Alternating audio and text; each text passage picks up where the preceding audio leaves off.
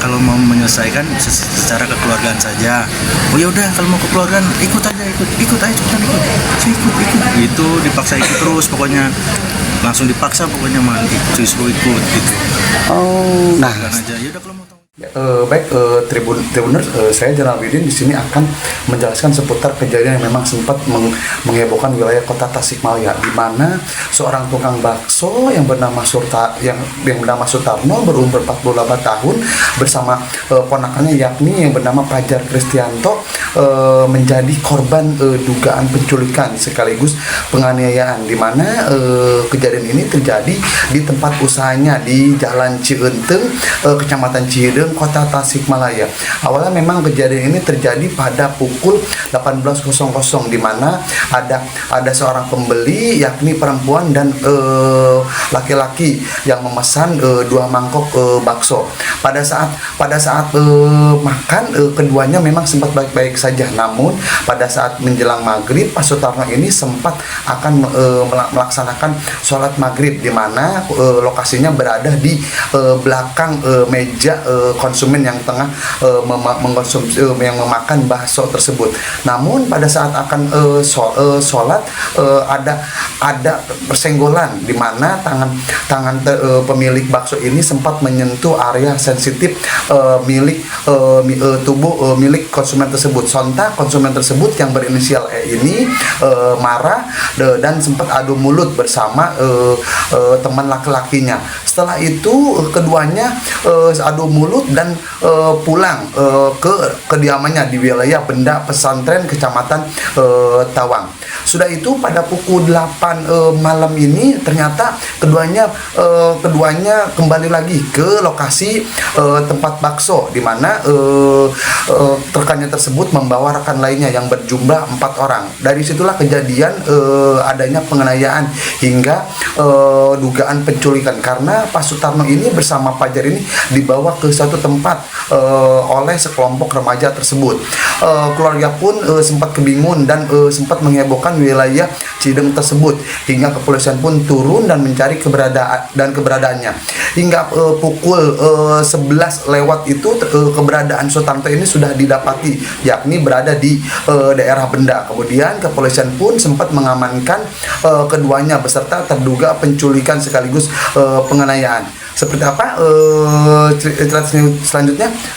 Ikuti liputannya. Misteri yang menyelimuti peristiwa di Jalan Raya Cienteng, Kota Tasikmalaya, perlahan mulai tersingkap. Setelah drama penjemputan paksa yang menghebohkan warga pada Minggu malam, 19 April 2026, kini salah satu korban angkat bicara. Fajar Kristianto, pemuda berusia 27 tahun yang merupakan keponakan dari pedagang bakso Sutarno, memberikan kesaksian yang menggetarkan hati mengenai apa yang sebenarnya terjadi di balik layar penculikan tersebut. Kesaksian Fajar bukan sekadar urutan kejadian, melainkan sebuah narasi tentang ketidakadilan, intimidasi, dan perjuangan seorang keponakan yang berusaha melindungi pamannya dari amukan massa yang salah arah. Di tengah pemeriksaan intensif di Mapolres Tasikmalaya Kota, Fajar mengungkap detail-detail mengerikan, mulai dari niat baik yang ditolak, hingga aksi penyiksaan psikis dan fisik yang mereka alami saat dibawa ke sebuah kediaman di wilayah Cipedes. Informasi ini mengubah pandangan publik dari sekadar kesalahpahaman menjadi sebuah tragedi kemanusiaan yang terencana. Semuanya bermula di sebuah sore yang tenang saat waktu maghrib tiba. Fajar bercerita bahwa dialah yang melayani sepasang pembeli tersebut dengan baik. Tidak ada ketegangan, tidak ada perdebatan saat pesanan bakso disiapkan. Namun, petaka muncul ketika pamannya, Sutarno, hendak menunaikan ibadah salat maghrib. Saat melangkah menuju bagian belakang ruko, secara tidak sengaja tubuh Sutarno bersenggolan dengan pembeli perempuan. Senggolan yang tidak disengaja itu meledak menjadi kemarahan luar biasa dari pihak laki-laki. Caci maki dan bahasa kasar mulai terlontar, menyerang martabat Sutarno yang hanya terdiam. Fajar, yang melihat situasi memanas, mencoba melerai dengan kepala dingin. Bahkan, ketika pasangan tersebut memutuskan untuk pergi, Fajar tidak tinggal diam. Ia mengejar mereka hingga ke depan ruko, merendahkan hati untuk meminta maaf atas ketidaksengajaan tersebut. Namun, niat baik itu membentur dinding amarah, permintaan maaf Fajar ditolak mentah-mentah.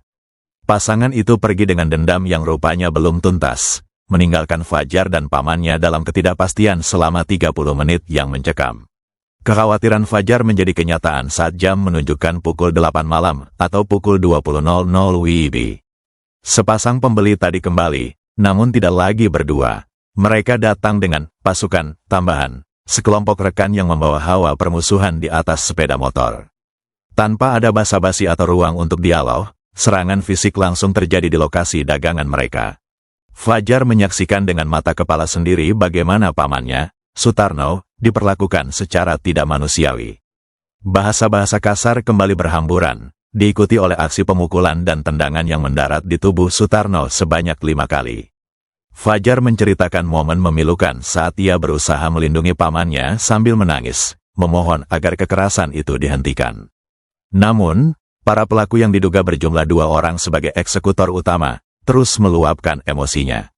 Di bawah ancaman dan kekuatan massa, Fajar dan Sutarno akhirnya dipaksa ikut menuju kediaman pihak perempuan di wilayah Cipedes.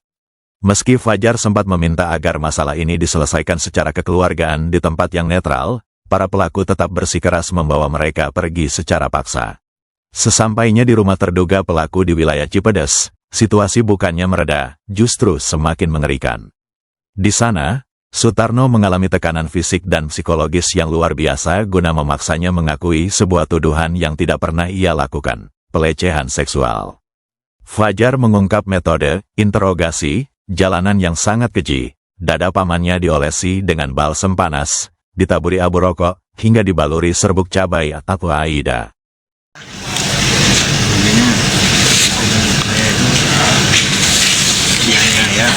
Dianiaya.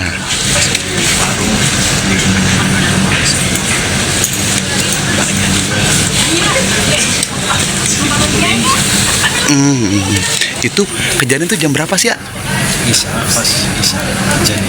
Pas Isya.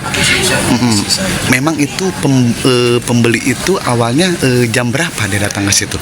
Pembeli itu Sebelum Isya itu dia datangnya sebelum Isya. Kalau Mas Fajar ngelihat dari awal kejadian pas Sutarno menyediakan bakso itu, memang baksonya sudah dibungkus atau belum itu? Yang menyiapkan itu saya yang menyiapkan bakso.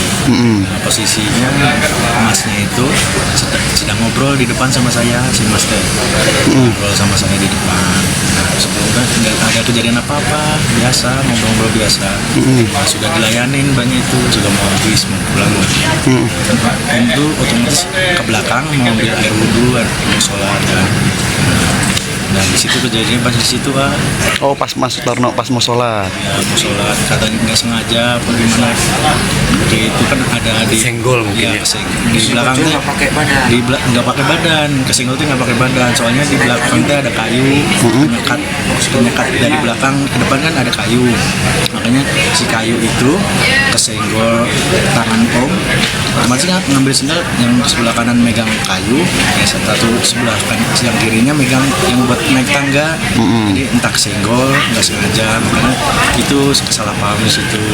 Jadi yang agak sedikit tersulut emosinya si cowoknya apa si ceweknya? Si cowoknya Ada ngeluarin kata-kata atau gimana? ngeluarin kata-kata Oh, marah-marah.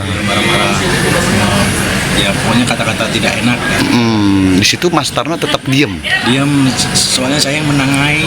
Pas di belakang ada kejadian, saya ada yang misah yang Itu durasi berapa menit tuh kejadian beres maghrib itu? Ada setengah jam mungkin kejadian pas ada adu mulut itu. ya. Oh, setelah itu si pembeli itu pulang. pulang kan. Pas pulang itu di parkiran sempat saya samperin dulu, saya minta maaf tapi tidak diterima, jadi langsung pulang lah. Si mereka itu pulang, tidak lama kemudian kembali lagi membawa rekan-rekannya, teman-temannya. Jam berapa itu? Kalau itu sekitar jam 8-an ada. Jam 8-an. Nah, di situ pas kedatangan itu ada ngomong dulu atau gimana? Apa langsung gimana? Dia langsung siap, langsung dipukul. Pakai bahasa kasar lah, bahasa kurang enak. Kurang enak lah. Oh, mukul berapa kali itu? Kalau itu ada lebih 5 kali ada lah. Ada yang ditendang, yang dipukul, pokoknya ada. Yang itu ada 2 orang. Di bagian apa gitu? Di bagian muka, Oh gitu. Nah setelah dipukul dan itu Mas Sutarno tetap nggak ngelawan. Nggak ngelawan. Saya yang melindungi om saya di belakang. Mm-mm. Saya itu di belakang, saya melindungi terus, saya lindungi di belakang. Terus dari pas ngelindungi itu jam berapa mulai dibawa? Kisaran jam berapaan? Jam 8-an itu, jam 8-an lebih lah. Jam 8 lebih. Itu warga banyak yang ke situ nggak ngelerai, sempat ngebantu ngelerai kah? Belum, itu langsung saya dibawa. Om saya langsung dinaikin motor, langsung dibawa. Sempat ada yang nyamperin tapi kan nggak tahu kronologi, langsung dibawa. Kirain ada apa gitu, nggak tahu kan, langsung dibawa kayak tadi. Itu ada berapa motor berapa orang tuh? Sekitaran 3 lebih lah. 3 lebih motor itu, terus orang mah ada 5 lebih. Berboncengan berarti? Ya berboncengan. Si perempuan itu tetap ikut atau gimana?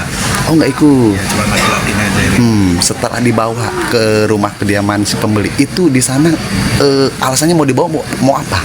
Kan sempat saya bilang, kalau mau menyelesaikan secara kekeluargaan saja. Oh ya udah, kalau mau kekeluargaan ikut aja cepetan ikut. Saya ikut. Gitu dipaksa ikut terus pokoknya. Langsung dipaksa pokoknya mah, disuruh ikut gitu. Oh, nah Bilang aja, ya udah kalau mau tanggung jawab ikut gitu, bilangnya gitu lah. Mas Panjar pun ikut. Saya lah ikut. setelah di rumah itu ngapain aja di sana? Di rumah si perempuan itu mungkin pembeli itu? Nah, pertama datang langsung dikasih kekerasan lagi di sana Sama pihak mereka. pihak mereka Yang warung tadi juga ada yang ikut. berapa kali di sana? Kurang Banyak lebih sih ya. banyak. Iya, ada dikasih balsem itunya.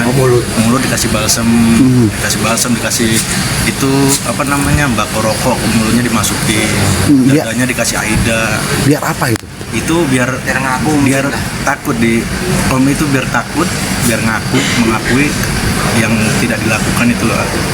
Oh gitu. Takut, jadi om saya niatnya sama untuk cari aman dulu, biar mengaku cari aman, tapi om tidak melakukan itu. Di lokasi rumah perempuan itu ada berapa orang? Banyak ada satu RT mah ada Banyak. rame. Iya, Berarti melihat Pak Sutarno dipukul lagi berarti? iya lihat ART ada pokoknya dipukul. Pak RT juga nggak ngituin nak. Oh jadi Nggak Pak melerai gitu. Ya. Oh jadi Pak RT dari awal tuh pas Pak Sutarno ke situ sudah ada atau belum? Selang berapa menit? Nah, setelah ada 10 menitan, 15 menit itu ada pokoknya. 10 menitan. Nah, di situ disiksa dulu, pokoknya dipukul dulu. Ada- Dilempar sendal, disiram air. Banyak kejadiannya. Ada orang tuanya atau gimana? Pertama ibunya ada, terus marah-marah juga gitu. Terus bapaknya datang marah-marah mau mukul juga. Tapi dilerai sama. Berarti yang memang mukul banyak itu yang memang si cowok itu sama yang datang pertama sama perempuan itu. Iya. Itu memang kebanyakan yang bawa itu saudara-saudaranya atau orang lain sih Pak? Kalau bilangnya itu katanya saudaranya, ada informasi kakaknya, tapi saya nggak tahu. Itu ngomongnya kakaknya. Berarti ya terkait laporan memang adanya pelecehan itu untuk versi Akang nggak ada ya berarti ya? Tidak ada. Saya Malah di rumah itu dianiaya lagi. ya dianiaya lagi. Itu Akang kenapa nggak awalnya memang nggak langsung melaporkan ke RT setempat yang di Tidak sempat. Oke. Soalnya tidak sempat itu, saya sudah langsung ditarik, langsung dibawa ke sana sebelum naik motor. Mau lapor juga tidak bisa. Tadi sempatnya saya sempat pulang, tapi posisi di situ sudah ramai orang. Jadi nggak jadi berhenti di situ, langsung lurus lagi. Takut pulang lagi ke tempat beda itu. Itu buat pulang mau ngapain dulu? Mau manggil pengurus sama RW, sama pengurus RW sama istrinya, terus disuruh bawa uang juga. Oh Ya, dari permintaan siapa itu? permintaan dari pihak sana. Berapa nominalnya mereka? Nominal tidak disebutkan, tapi Harus bawa uang harus gitu. bawa uang. Oh makanya Akang pulang. Ya, untuk tanggung jawab ke rumah sakit, katanya buat itu apa namanya? Visum. Ya buat mentalnya, buat Oh dari psikologis. mental. Psikologis. Si perempuan itu beli bakso berapa bungkus? nggak itu dimakan di situ, Pak. Oh. Si teteh sama emasnya itu makan di situ. Jadi kan posisi kayu itu sama mbaknya deket, jadi kan menyender gitu. Menyender di belakang. Nah posisi itu kayu itu nggak tahu pegang kayaknya gerak gitu jadi kayunya. Oh, ngerasa Ya, dilecehkan lah. merasa dilecehkan. Itu sempat bilangnya katanya di gitu-gitu, tapi kan posisi lubang itu kecil buat tidak muat untuk jari. Kecil banget tadi ya? Ya, Kecil banget lubangnya. ya. Oh, kecil banget. Terus sempat banyak bilang itu katanya 2 jari gini, 3 gigi, pokoknya digini-giniin. Pas dilihatin masih aja mas digini-gini. Ya itu nggak masuk logika di situnya. Kalau Akang sendiri kena pukulan nggak Akang? Dari awal sampai di rumah itu? Tidak. Oh, enggak. Ya, saya cuman ya nangis-nangis saja melindungi om saya, tapi tidak kenapa. Iya, ya baik Tribuners, di sini saya akan menjelaskan terkait update terkini terkait viralnya dugaan penculikan dan disertai penganiayaan seorang tukang bakso yang bernama Sutarno bersama ponakannya yakni Fajar Kristianto, di mana memang keduanya menjadi korban dugaan penculikan sekaligus penganiayaan yang dilakukan oleh sekelompok remaja. Bahkan kasus ini hingga saat ini sempat menghebohkan jagat raya dan viral di media sosial.